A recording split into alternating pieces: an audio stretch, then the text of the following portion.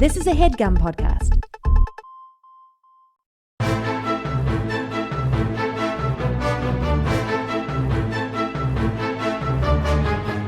Hello and welcome to The Complete Guide to Everything, a podcast about everything. I'm one of your hosts, Tom. And I'm Tim. Timbo, how you doing this week? Tom, I'm pumped. Maybe you can tell I'm pumped too. Yeah.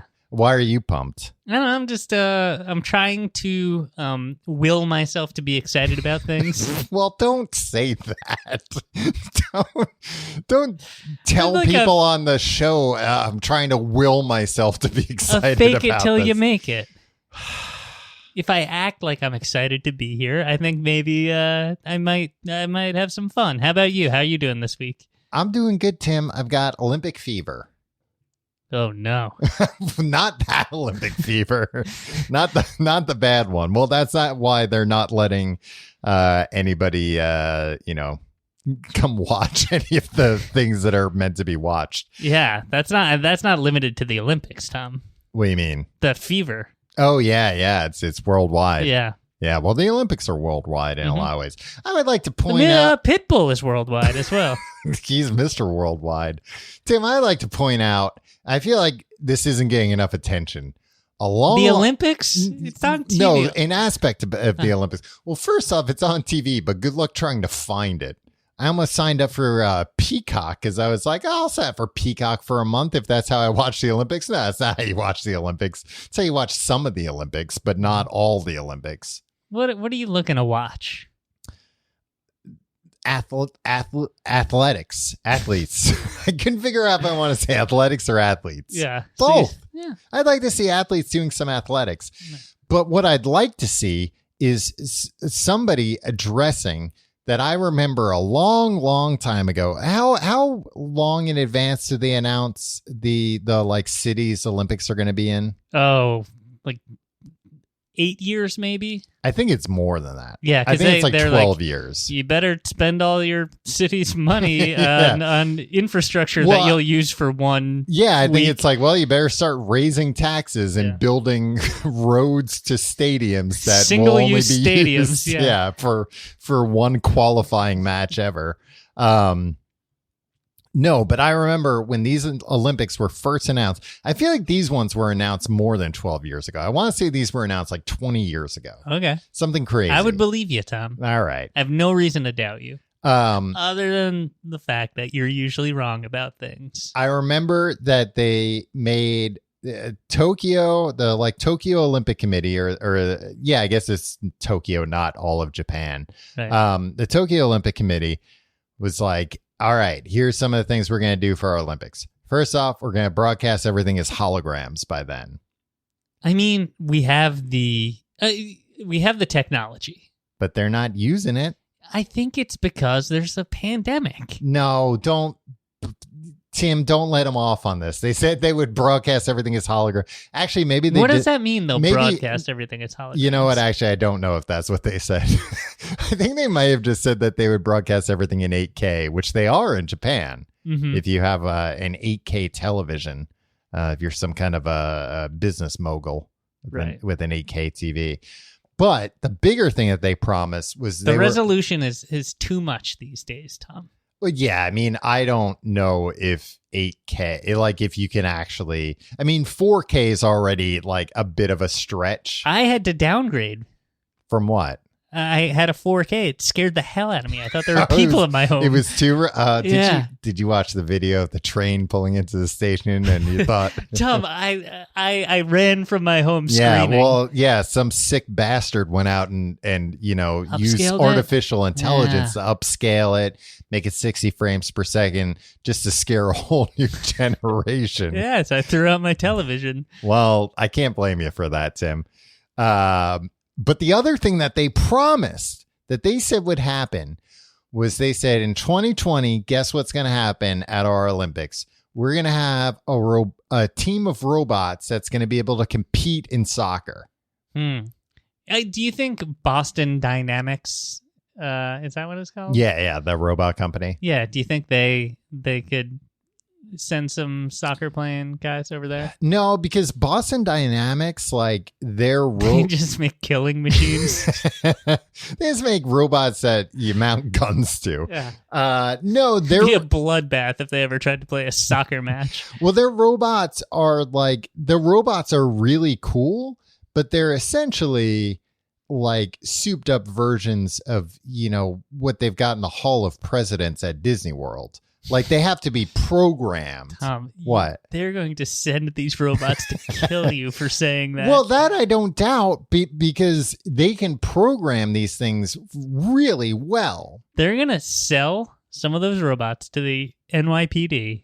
They already have. For $45 billion, and they're going to sick them on you for saying that they belong in the Hall of Presidents. Hey, that's an honor. If I said I didn't say they belong in the Hall of Presidents, that'd be very confusing to children.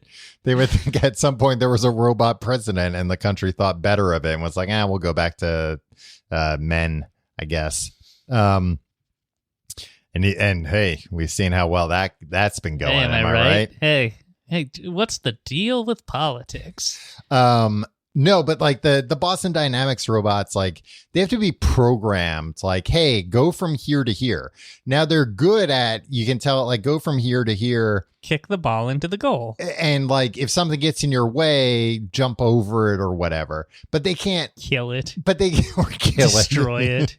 Rip it limb from limb. Make it into goo.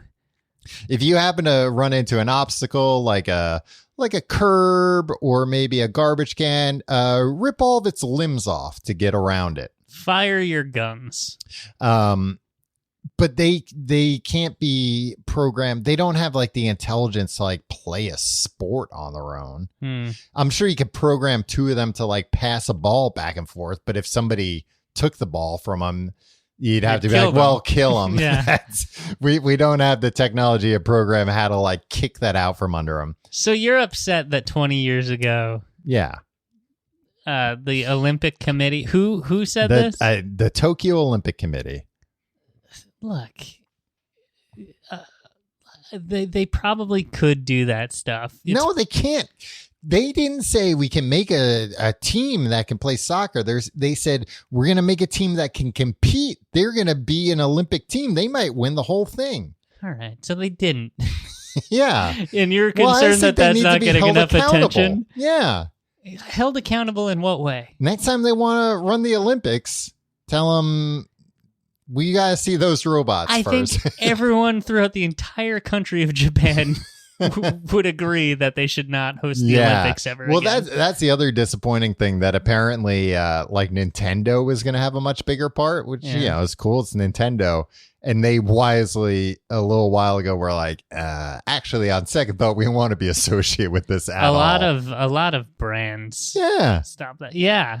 I mean, it sucks too, because like part of the deal with the Olympics, right, is that like build all these stadiums, build all this stuff. Oh, yeah. And we'll bring so much tourism there that it'll more than pay for it. Yeah, and then they're don't check if that's ever been the case before in the last 100 years. I mean, it's definitely been the case more than this year, when they're just like, nobody's allowed to go. Yeah.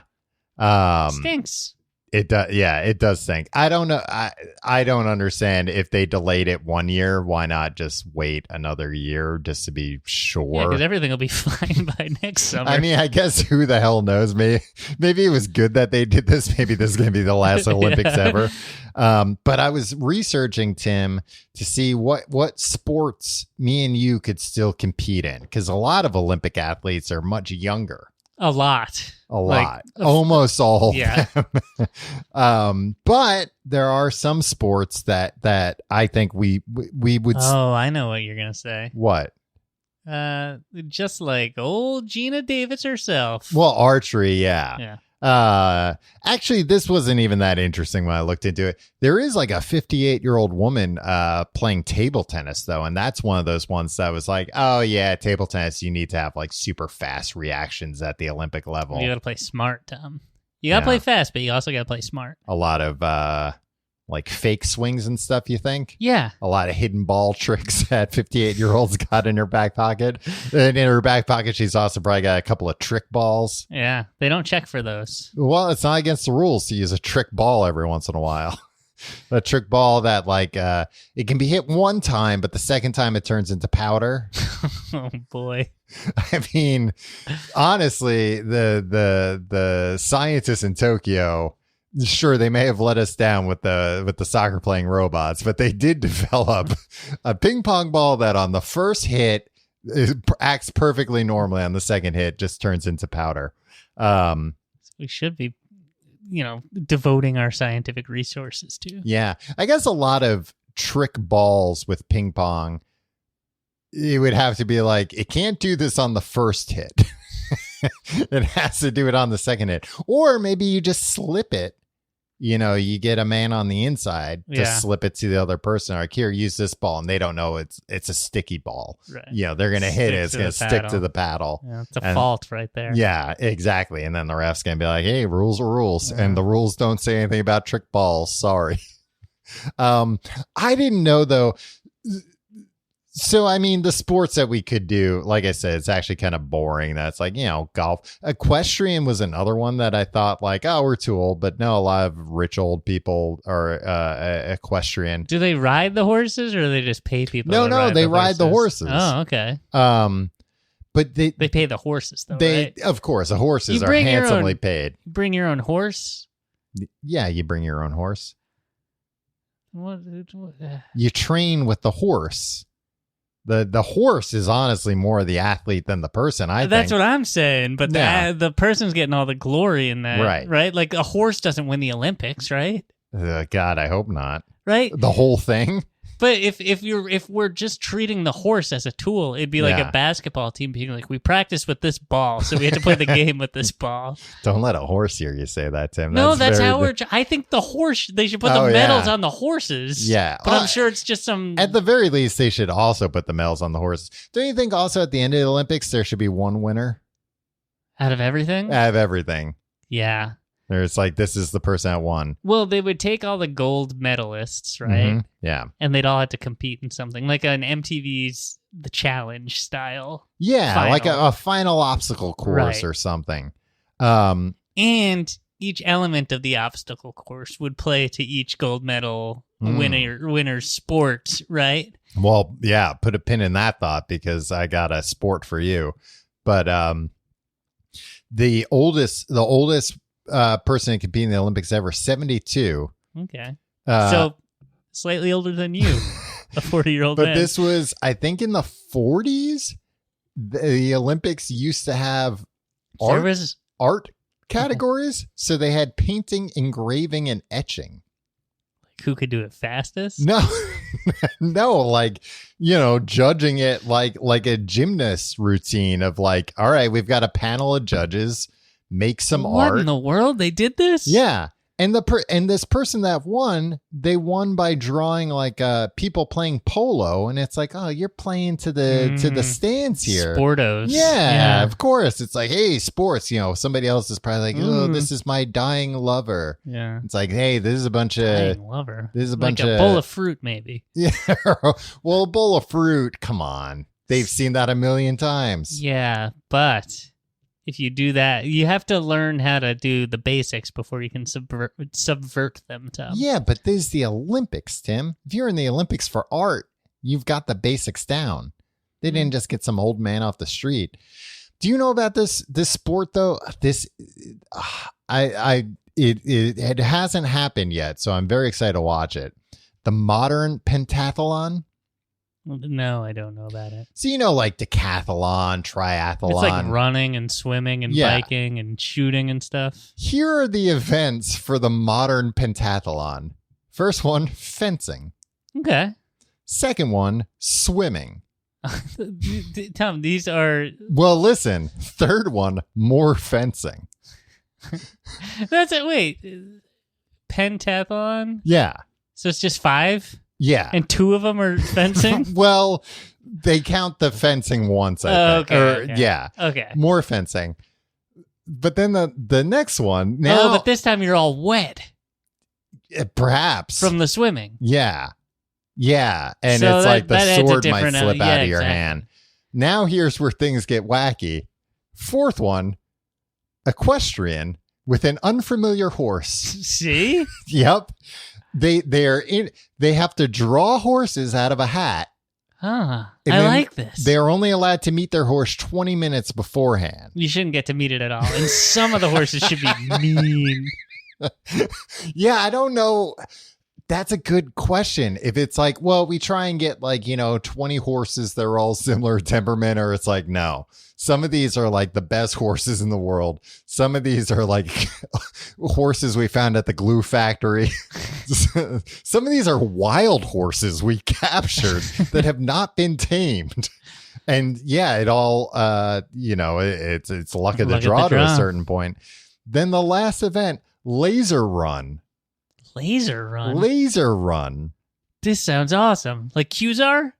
A little bit. So it is target shooting with a laser gun with like a big laser. You got too excited.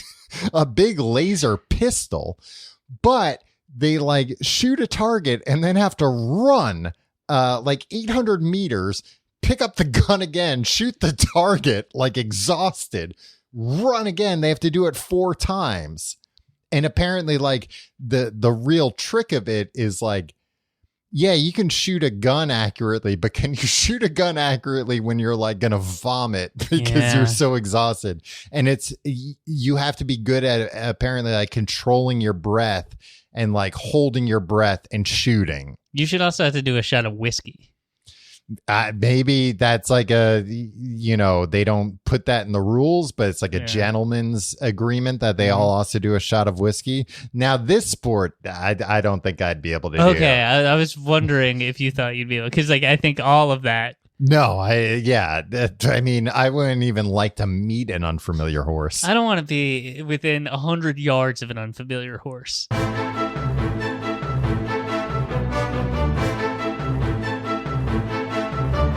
Tom, we have a special subject this week. Yeah, we sure do. You couldn't believe that we haven't covered this topic before. Yeah. I still can't believe it. Yeah, we talk about him a lot. Mm-hmm. This week, Ben Affleck. Ladies and gentlemen, Ben Affleck. Tim, I thought we were doing this episode about Bella Fleck. And the Flecktones? Yeah. The banjo player? Yeah, the banjo band. Oh, no. All my notes are about them. People don't like when you pull that bit. Why don't they like that? Remember when we were doing a Steven Spielberg episode and you pretended that you got him confused with little Steven Van Zandt? Yeah. People love that. People love Steven Van Zandt. People got so upset with you. People are still mad about it. Did you hear recently that apparently what's his name? Tony Soprano, James Gandolfini was offered The Office. Mm-hmm.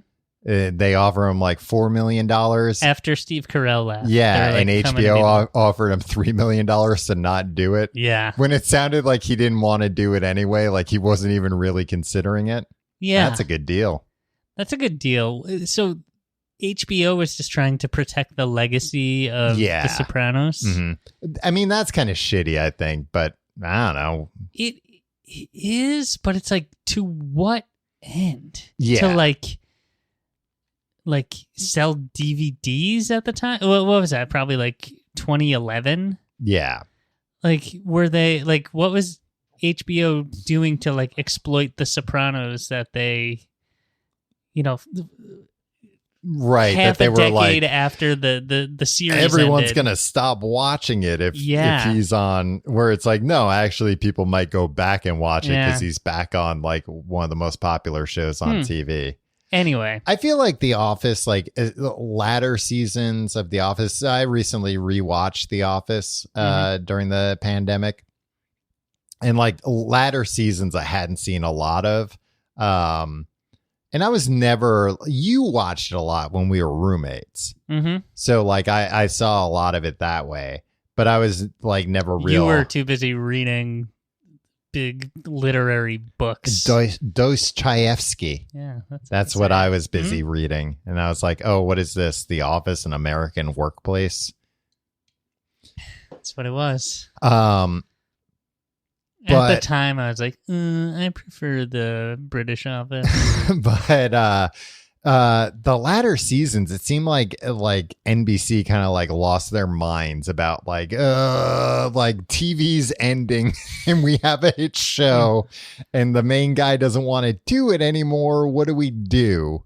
Right. But again, I don't know how that affected HBO. Yeah. I don't know. Hey, if you know the answer, write in. Let us know. Tom, we got to stay focused because this is a deceptively big topic. Right. Because it's Ben Affleck. Uh-huh. Tom, Ben Affleck is a man who contains multitudes, right?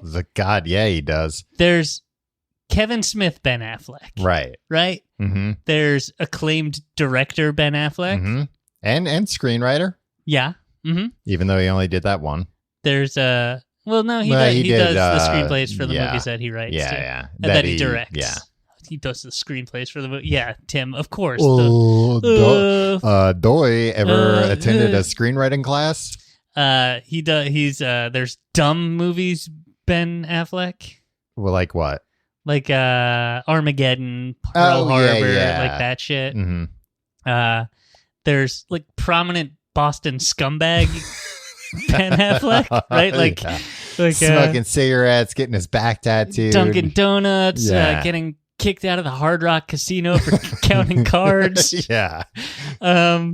There's Project Greenlight, Ben Affleck. Arguably the best Ben Affleck. There's the tabloid lover Ben Affleck. So there's so much to talk about, and I feel like, Tom, we're gonna try to cover it all, but we can't. So I feel like we can't go on tangents about The Office or James Gandolfini. All right, I'll try. Laser shooting at the Olympics. I just feel like we had to, for once in our goddamn lives, let's try to stay focused. This is important. Are you worried that a la Richard Marx, Ben Affleck's going to listen to this episode and get mad? I hope he listens to it. Where do we come down on Ben Affleck? I love him. He's so charismatic. Yeah. He's so charming. And I feel like people want to get down on him because he's a Boston scumbag. But compared to the other acting Boston scumbags, right. Wouldn't you rather like him than Mark Wahlberg? Right. Yeah. Yeah, because Mark Wahlberg's like a phony Boston scumbag. Like he's a Boston scumbag, but now he's like a big I'm a religious guy. Yeah. And like it's like, come on, man, just be a scumbag. That's your true nature. But he was like, scumbag. Well, I think that's the problem. He was a hate crime Boston scumbag. Yeah, that was the problem. That Ben Affleck has successfully walked the line of like, at worst, annoying Boston scumbag. Now, we say at worst with the caveat of, this might not age well. Right. As far as we know. Yeah, there have been a couple of accusations against him. Oh. Not awful things, but not good things either. Okay. Like I don't want to know about them. Yeah. Right now in the in the context of a comedy podcast. Yeah, yeah. And honestly, it sounds like, not that this excuses it, but I think related to his drinking. Okay. His drinking problems. Yes. But I wanted to big history of addiction issues in his family, Tom. Yeah, I've heard that. Yeah. I mean that's what happens often. Mm-hmm. It gets passed down, unfortunately. Yeah. Did you have something else to say about that, or you just want to say? No, there's some really sad stuff in his family. No, hey, ain't none of my business. Right. You're like, hey, let's not talk about his, accusations that he's been inappropriate. Let's talk about his addiction. No, I'm saying let's move on. Let's talk about how he touched the famous lady's butt. Yeah, he finally, after 20 years, he finally got to touch J-Lo's butt. Yeah. She doesn't let just anybody touch that butt. That's the most famous butt in the world. Would you say it's the most famous butt in the world? Tom, it is insured by Lloyd's of London. Oh, wow. And they won't insure just anything, no. Tim. I don't know. There might be like somebody in China or India or something with like a more famous butt. And it's just like, well, we're not plugged into those pop cultures. Yeah. But I think, I still think it might be J-Lo. I would still put, hey, they'd throw me out of the casino for putting a bet on that because they'd be like, you've got an unfair advantage of who's got the most famous butt in the world. Why would you? I'd be like, well, why are you taking these bets? Wait, why would you have an unfair advantage? Because of course she does. But again, why offer that as something you can bet on? Tom, this woman is an award-winning actress. She's a great a phenomenal actress. Yes. And multi-platinum music star, and all you want to talk about is her. It's not all I want to talk about. I'm just saying that that's what she's very known for. And Ben Affleck finally got to touch her butt. It didn't look like a lotioning. It looked like it wasn't even like a squeeze or anything. It was, perhaps caught mid-pat. Right. Perhaps just resting it on her butt. But yeah, they were on a yacht together. And the paparazzi got a picture of him, the Paps, laying his hand across her bikini bottom. Mm-hmm. All right, and that has been the Ben Affleck episode. You just wanted to make sure we covered that. We stayed on topic and we finished early. Tim, our first episode of 2010, we predicted that 2010 would be the year of 20 Ben for Ben Affleck. Now, at the time, Ben Affleck was kind of down and out. Mm-hmm. This was like post Geely, post Daredevil. Right. Yeah, he had been in kind of like a series of flops post Jersey Girl. Hey, Jersey Girl. I never saw Jersey Girl. But, he kind of had that thing happen that a lot of young Hollywood stars have once they're like not young anymore, of like, well, now we've got these huge expectations for you. Right. And then, he had kind of like a series of flops, and he had kind of like fallen out of favor a bit, it felt like. Right. He wasn't seen as a star. But 9 months after we made our prediction about 2010 being the year of 20 Ben. I think you're rewriting history a little bit. I made that prediction and you mocked me for it. I don't think so. Unfortunately, the episode's not available, so it can't be checked. Yeah. No, we were both excited about 20 Ben.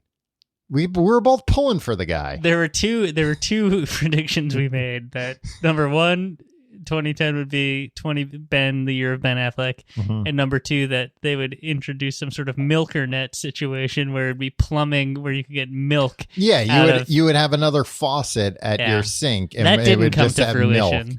Oh, but you don't know. Maybe it didn't in certain areas. Okay. I mean, of course, they can't roll it out nationwide. Wisconsin. Yeah, maybe they've got a cheese button as well. I don't know how the cheese would come out. Maybe it's string cheese and it comes out through a smaller we have to stay focused here. Sorry. 9 months after you and I both together, me with the support of you and not mocked by you at all, inseminated the idea. Incepted, let's say. No, inseminated, because then 9 months later, the baby was born. Okay. And that baby was the movie The Town. Ooh. That Ben Affleck made and starred in, right? I never saw it. It was a good movie. I've heard it's good. I keep meaning to watch it.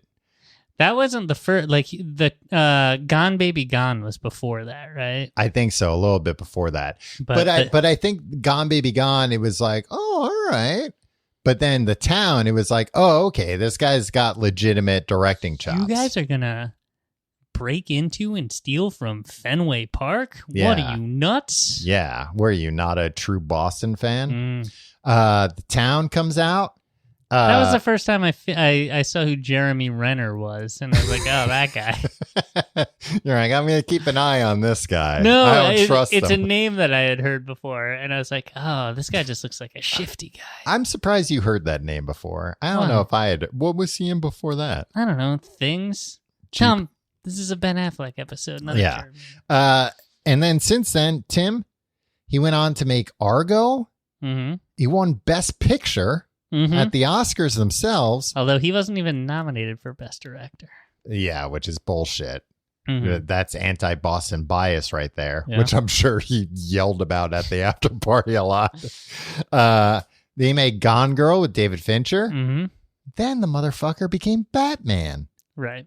I mean, now that's a hell of a decade. To you, that's the pinnacle of winning an Oscar and then becoming Batman. Yeah, it's not just for me, Tim. It's a pinnacle for anyone. Right, but he never played Batman in a Batman movie. No, he played Batman in a series of bad movies. Right.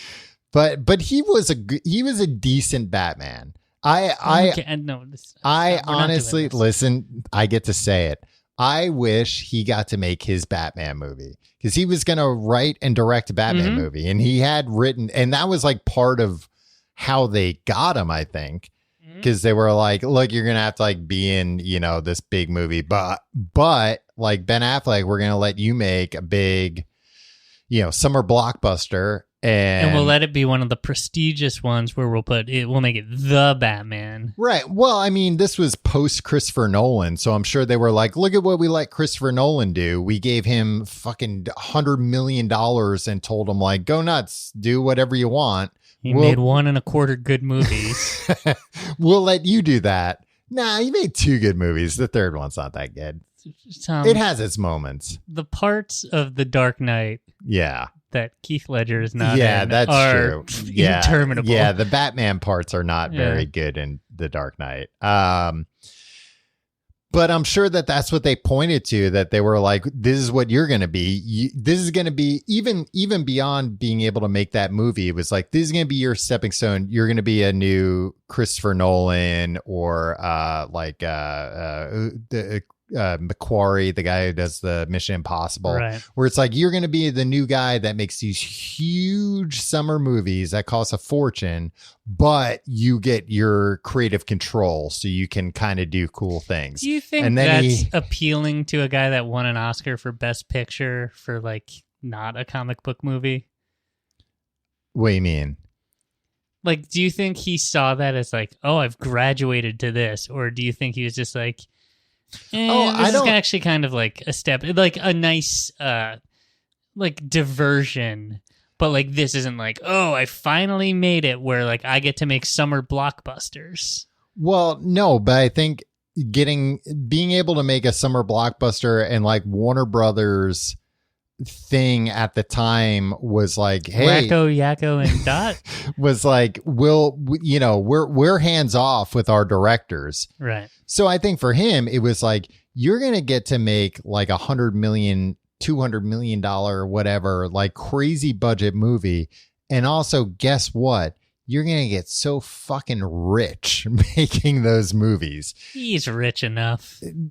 No, nobody ever thinks I'm rich enough, especially in Hollywood. Right. And I'm sure it was just you always think this. You always think that all these people in Hollywood don't want to make big things because you listen to these interviews where they're like, actually, I like making indie movies, and you buy it. They like making the big movies, making the big bucks. That's what he wanted. Okay. I know Ben Affleck better than anyone.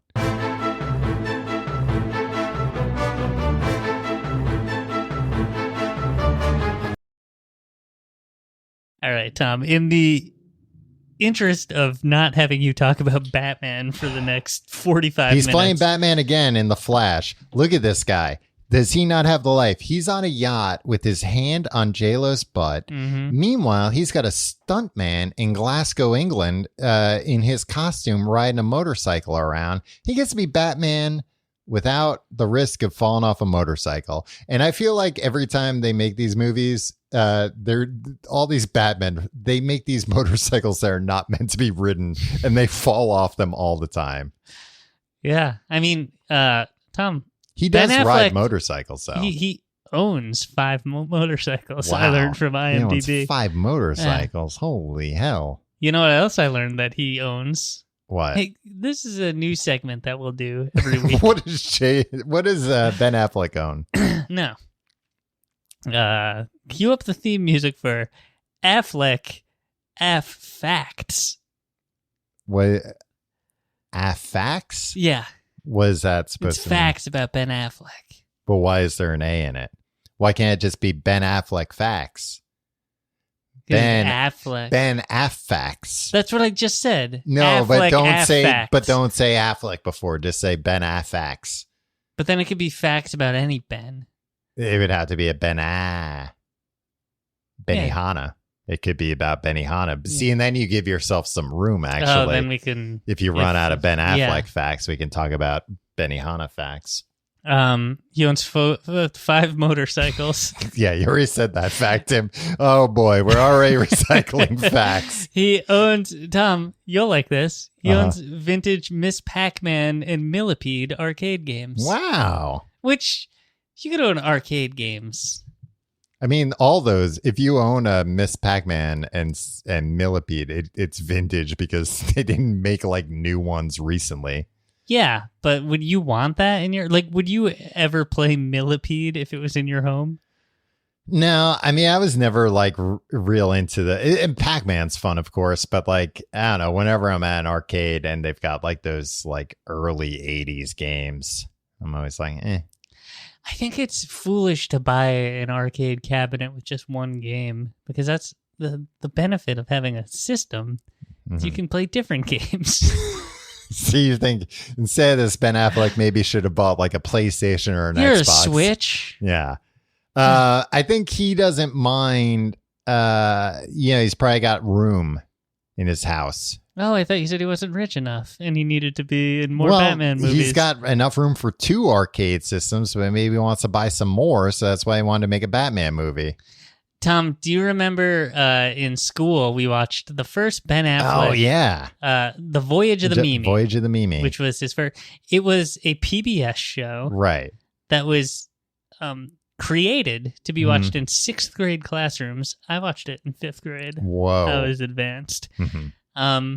But it's about shipwrecked people. Yeah, it was educational, but I didn't understand what aspect of it was educational. Yeah, there was the survival aspects. It was survival, but I don't see why they needed to show that to suburban kids on Long Island. No, here's what happens if you get in a shipwreck. Here's how to like distill water using a garbage bag. Yeah, and all I remember is at one point there was... I mean, I guess I remember how to distill water with a garbage bag. I remember at one point they were trying to stay warm at night. Desalinate water, not distill.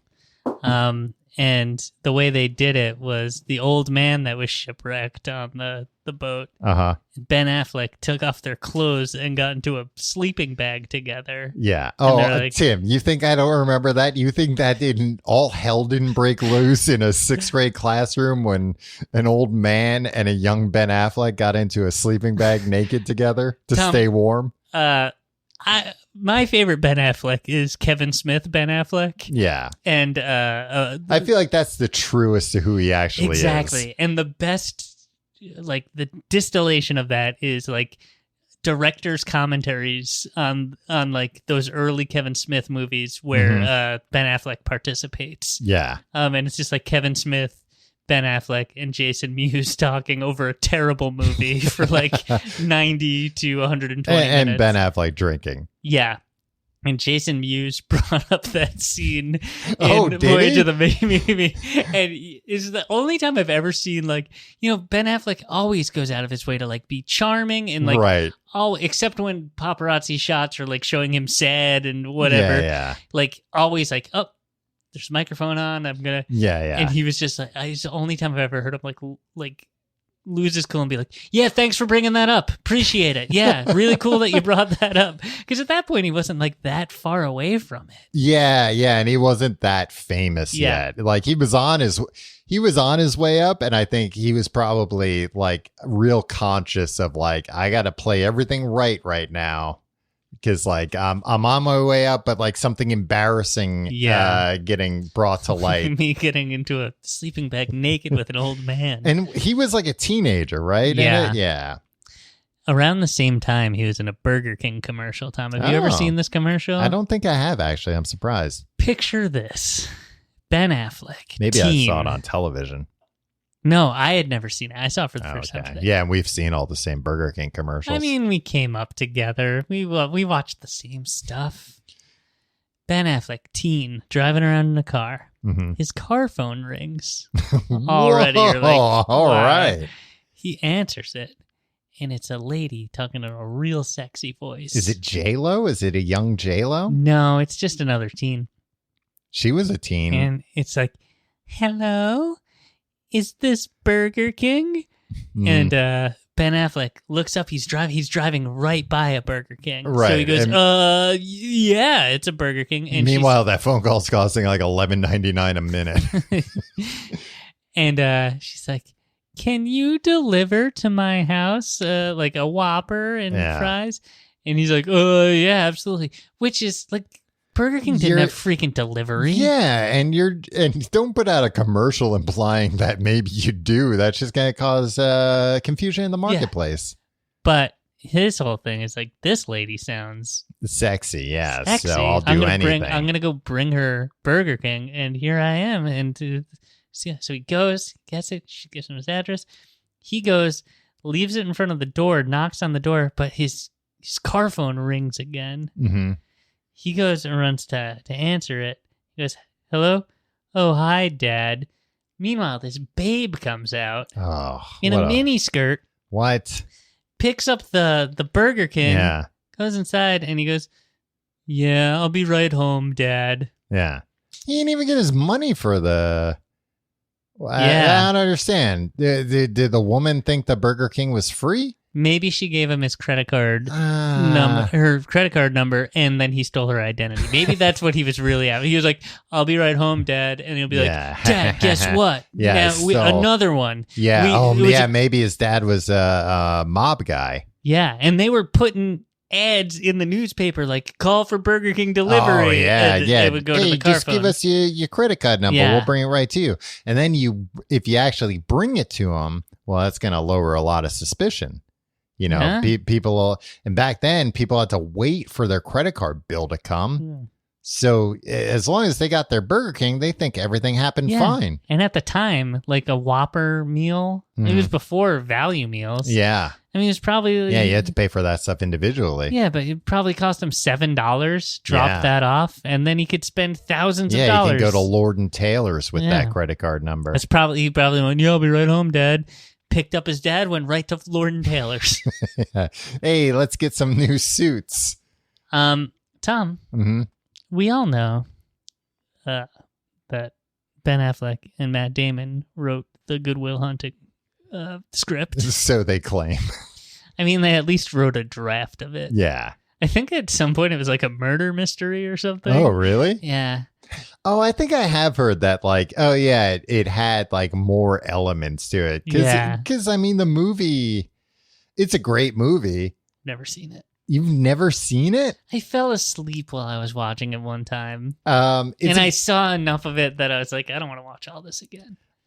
It's a great movie, but, like, yeah, I mean, not a whole lot. It's a small story, like, and it's actually, it's kind of surprising that, like, these two first-time screenwriters would be so restrained, I think, in their like, no, we're going to tell a small story about this guy who's smart, but he's got a real chip on his shoulder, but not more than smart. He's like a genius. But yeah, to not... It's easy to imagine Ben Affleck being like, yeah, and then he robs a casino. I think that's what it was. It was like a crime caper or something, or a mob story. They should make that one. Yeah.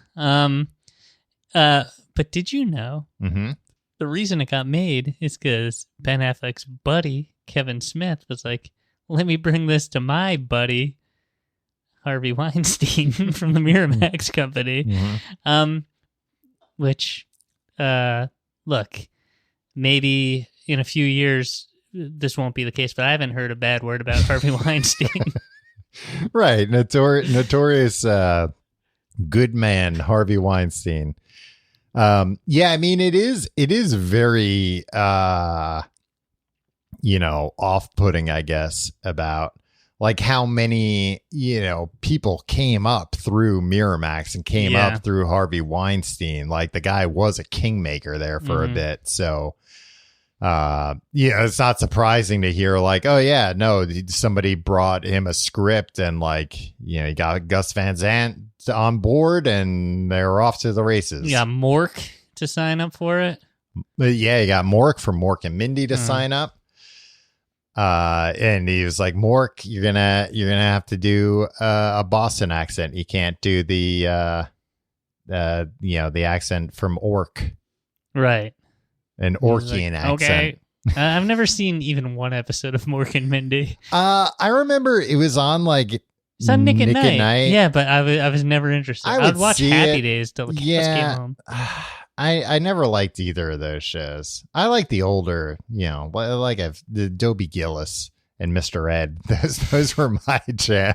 It's like I don't want these newfangled Mork from Orc. And I was with you, but then when Welcome Back Kotter came on, I got really into Welcome Back Kotter. Yeah, I mean Welcome Back Kotter was pretty good too. I don't know. I'm surprised because like 70s shows depressed me. I didn't like the way they looked. What was depressing about Taxi?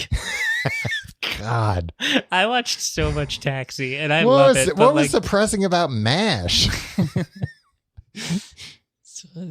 I mean, I think I watched too much of the 70s Nick at Night, and it made me like a melancholy kid. See, and that's what I was afraid of. That's why I avoided it, like the plague. My mom came into my room and said, your father and I think you should see a psychiatrist. You've been watching too much Taxi. You've been watching too many 70s sitcoms, and it's turned you into just like a real you just drip. Stare off into the distance a lot. Ben Affleck was ranked number 41 in Premiere Magazine's 2003 annual Power 100 list. In what year?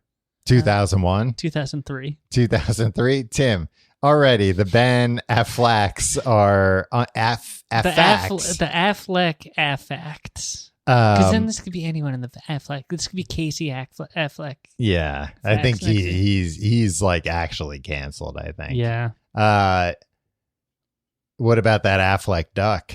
You think when Ben Affleck saw the first commercial for that, he was like, "Oh shit, here we go." Oh brother, now I'm gonna be competing with Gilbert Gottfried. Now I'm gonna get lampooned on podcasts. Tom, this is the last Affleck I will afflict you with. With the exception of Clerks, he has appeared in all of Kevin Smith's View Askewniverse films. Huh. Which is like Clerks, Mallrats, Chasing Amy, Jay and Silent Bob Strike Back, the new reboot. Clerks 2. I think there's one more. I don't know. But where is he in Clerks 2? He has like a cameo of as an angry customer or something. Oh, okay, yeah. I think I do remember that, yeah. Are you surprised that Kevin Smith hasn't remastered Clerks yet and digitally inserted Ben Affleck into it and Jason Lee? No, I think Kevin Smith and probably rightly so is look, that first Clerks movie is the only movie that still has some sheen of art to it, and I'm not gonna touch it.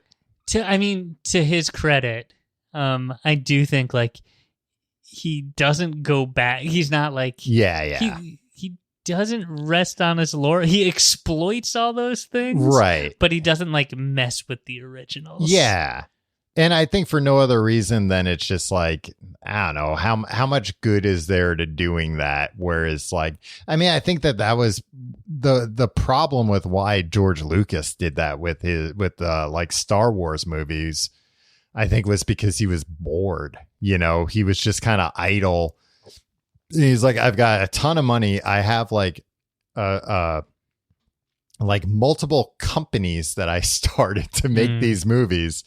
They're just sitting around doing nothing right now. When I'd be hey, yeah, go back to that movie I wasn't completely happy with and, see what you can work up. Fire up them computers. Yeah. Whereas I think Kevin Smith more than anything just doesn't really have that luxury of nope, I made all that money on Clerks and now I can just keep diddling with it. Right. Yeah, I think he also rightly assumes if I get people to watch Clerks again, they're going to be this was good at the time. Yeah. I think that's the problem too. That it's not like, like Star Wars was, they would still play it in theaters decades later. And like Clerks, it's like, nah, it's still good, but it's not like, man. Is it? Are you willing to say that? When's the last time you saw Clerks? Yeah, I don't know for sure. I mean, I liked it a lot, years ago, but yeah, I mean, I haven't rewatched saw Clerks when I was too young to see Clerks. It taught me a lot of things that I shouldn't have known about. I watched the first episode of the new He-Man and the Masters of the Universe that Kevin Smith wrote. That's very controversial because, spoiler alert, for anybody that doesn't want to be spoiled on a cartoon, the first episode, he kills He-Man and Skeletor. Really? Yeah. And that's why people are so mad. Like really? Like, oh yeah, like fully like gets them into a situation where it's like Skeletor like sacrifices himself kind of to like trick He-Man, but then like when that's happening, He-Man has to like absorb the energy to like save the universe, so they both die. And like it seems like it's fairly permanent, who knows, they could come up with something like to this, yeah. And I think this was only like the first half of the season. They're going to do a second half, but I liked it. And I think they did a good job of like, I was a He-Man fan when I was fucking 4 or 5 years old. I don't remember what any episode was ever about. I'm sure they were absolute mind-numbing garbage.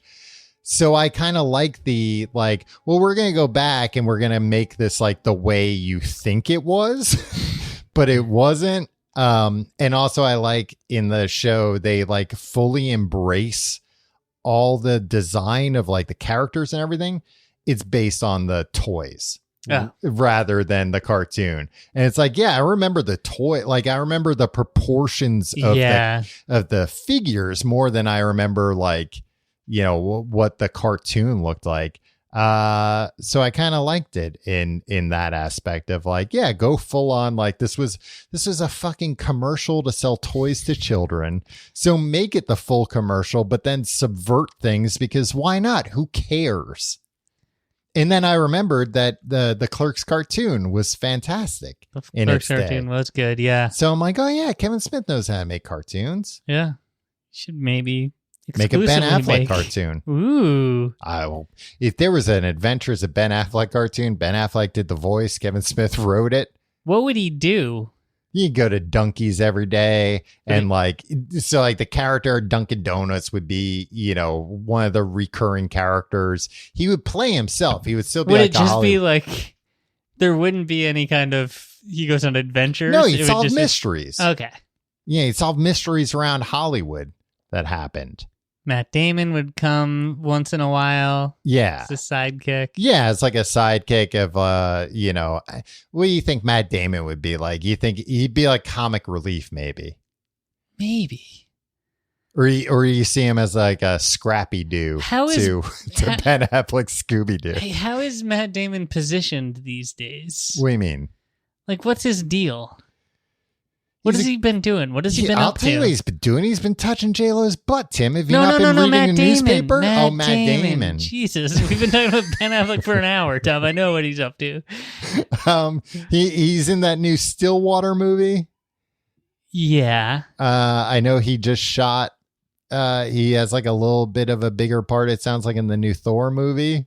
Okay. But like he's not like it for a while he was like super busy. He was like action hero Jason Bourne, but like that's not. Yeah, he's like done with Jason Bourne. Right. So like I don't know where he fits into the Affleckiverse when it comes to the Kevin Smith cartoon version. Yeah. Do you think Jennifer Gardner's in the cartoon? Yeah. Yeah. And platonic, supportive. Yeah. Do you think maybe she's like the Penny to his Inspector Gadget? No, I think she's more of like I don't know what the cartoon equivalent of, but like more of like the Charlie of Charlie's Angels. Oh, so where, she like, gives Ben Affleck his missions? Yeah. Okay. I don't think she's like, I think she's more together than Ben Affleck. Yeah, right? maybe so people, she's not working for him. But Penny was doing all the work. That's what I'm saying. See. Yeah. Okay. All right. And But she deserves the credit. Penny never got the credit. yeah. And I think people would be pissed if Jennifer Garner didn't get credit, toiling away, and then didn't get credit. Well, what if Jennifer Garner, she was like the person people came to with their problems, but sometimes there were problems that like required somebody to get their hands a little dirty, and that's when she calls her ex-husband Ben Affleck, and he's at the local Dunkin' Donuts. He's shooting the shit with the owner who works there, who's a recurring buddy, and he's like, all right, I'll take the case. That's gonna be if it's a Kevin Smith production. Jason Mewes is gonna do the voice of. I guess Jason Mewes would probably be the guy working at the Dunkin' Donuts. Yeah, and the two of them would just talk about like their recovery and like be like smoking cigarettes and drinking a lot of Dunkin' Donuts coffee. See, I was thinking they'd be talking about I don't know. I didn't think they'd what does Ben Affleck talk about? I thought they'd be talking about like 80s cartoons or something. They'd be having like Clerk styles arguments about things. But I feel like that doesn't ring true for Affleck. It's done now. Yeah. He'd be like, I don't want to talk about that. Yeah. I don't know what he talks about. Who knows what he talks about? I mean, neither of us have a nice enough butt to get close enough to know what he's really like. Yeah. I mean, what we should do is become a filmmaking team. Mm-hmm. Get on Project Greenlight. Project Greenlight. That way we can get close to him. Tim, all right. Project Greenlight season 5, is it? 4 or 5? The only good season. The only one that I watched. The latest season of Project Greenlight, which is already like the 6 final years season. ago. Never say never, Tim. That show's died and come back a lot of times. It is on HBO Max. I assume. I don't even know. No, it is. I checked. Yeah, no, I watched. Did I tell you? I watched the whole season about a month ago. So anybody that's unfamiliar, this came about early on. This was like a Miramax thing in like the late 90s, early 2000s, I want to say was the first Project Greenlight. Yeah, I think more early 2000s. It's when Ben Affleck and Matt Damon started producing shows. Right. Like the one show Lost. Mm-hmm. Which is not Lost that we know. Right. But it was like a reality or a game show. Yeah. Where it was essentially actually the Running Man. Right. Where like there'd be a contestant that like was hiding out. And they could go anywhere, but viewers at home could catch him for a cash prize. And a fantastic idea for a show. It was supposed to debut, I think, like September 13th, 2001. Oh, I didn't know they actually made it. No, like it was live. It was supposed to be like live because okay, you're supposed to like he's in my city. I'm gonna go find him and catch him. Which the implications of that too are just you might have problems. But the idea I think was gonna be that like they could go anywhere in the world, but like it was like, oh no, like flights are canceled and also now, nobody really wants to watch this like, hey, let's go on a manhunt for this guy. They're like, we got people we're trying to find actually not for the guy we actually want to find, but for a television show contestant. So it was like early 2000s. Project Greenlight, the idea, it was 2 of them, and what's the other guy's name? Chris something or other. Like their producing partner, and it was like, hey, we're gonna find talent. I couldn't think of one famous person with the name Chris. There's a million of them. They're all in the Marvel movies, all the hunks. Chris Cooper.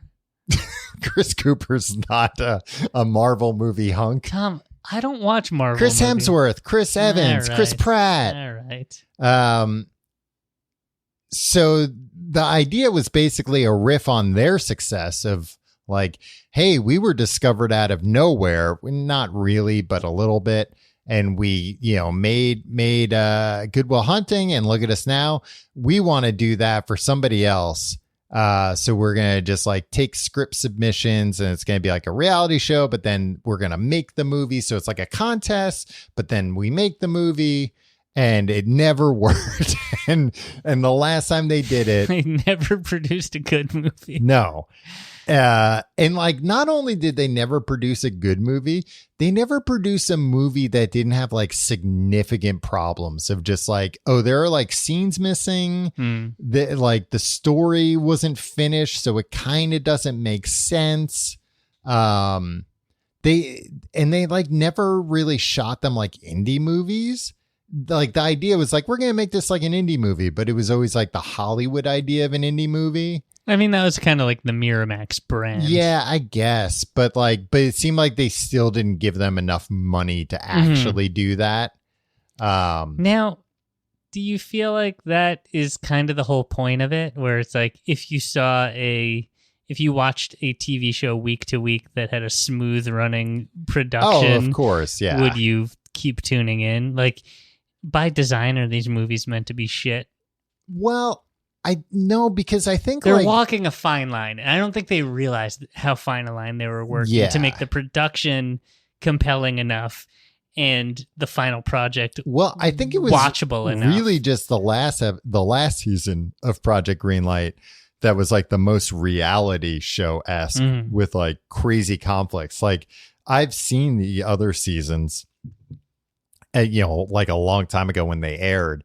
And like, that was when, like The Real World was a reality show. So it was like more like, oh, we're just going to try and document the process here. And as a result, those shows weren't nearly as much fun to watch because it was more like, oh, they're dealing with like real problems of making a movie, not like conflicting egos and personalities and stuff. In The Real World, like the conflict in the first season was like, who's going to get the phone?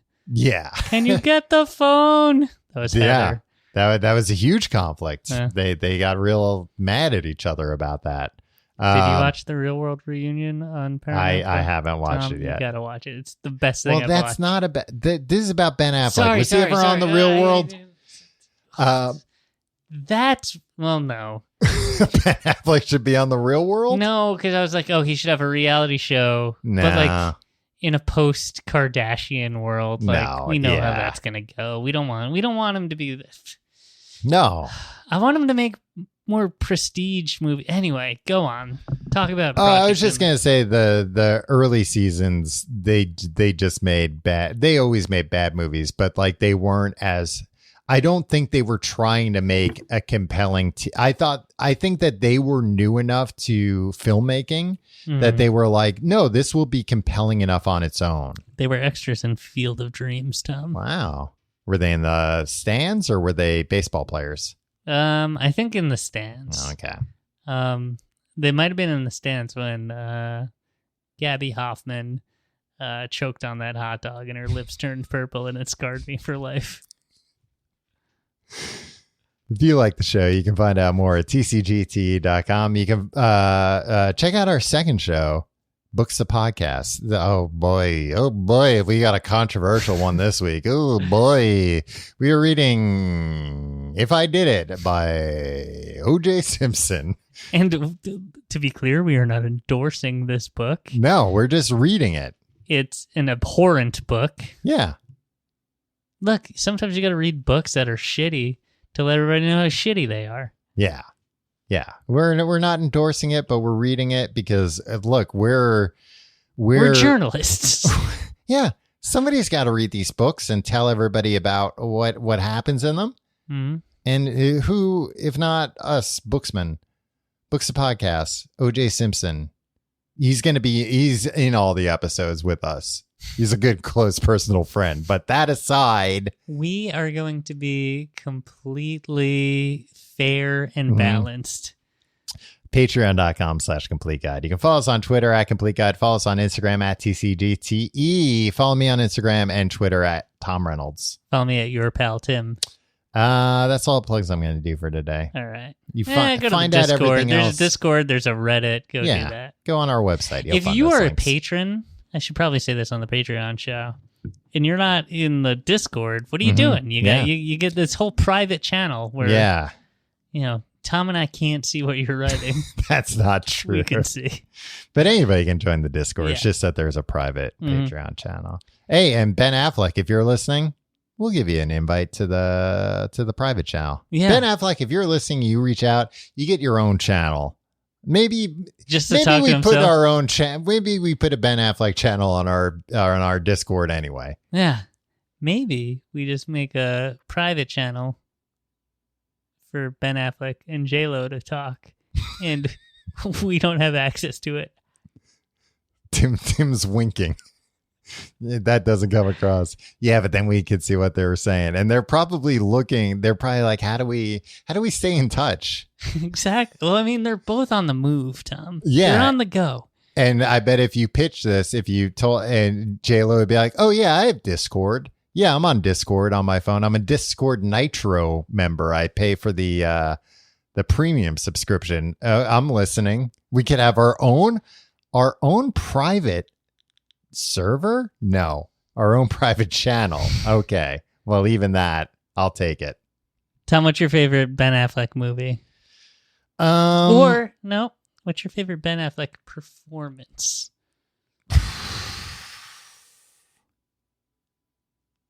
I don't know. Hard to say. Suicide Squad? You know what? He was good in that. He's not even credited in it. Yeah, he's in one scene, but it is like a good Batman performance, I think. Yeah, I don't know. I liked him in Gone Girl a lot. You see his wiener. You know what? Gone Girl scared me too much. But that's a sign of a good movie. I know, but like I was like I wasn't like scared like, oh, I'm gonna get murdered or I'm gonna get Gone Girl or whatever. It made me they're gonna make me a Gone Girl. I was like, is this what like society is like now? I don't understand society. It made me feel real out of touch. I mean, it was a fictional story. It's not like this has happened hundreds of times. Women have gone girled their husbands. Yeah, no, I just think the people in that movie, I'm just like, there are people like this? Yeah. No, I'm out. There aren't that many. It's kind of like I feel the same way about that psychopath that I do about climate change. What's that? It's like, there's nothing I can do about this. We're all fucked. So you feel about Gone Girl the same way you do about climate change? Yeah, about what the implications of Gone Girl for society and the fact that people like this exist. It's the same as the implications in my mind of climate change. It's like, why do we even bother? All right, we'll see you next week.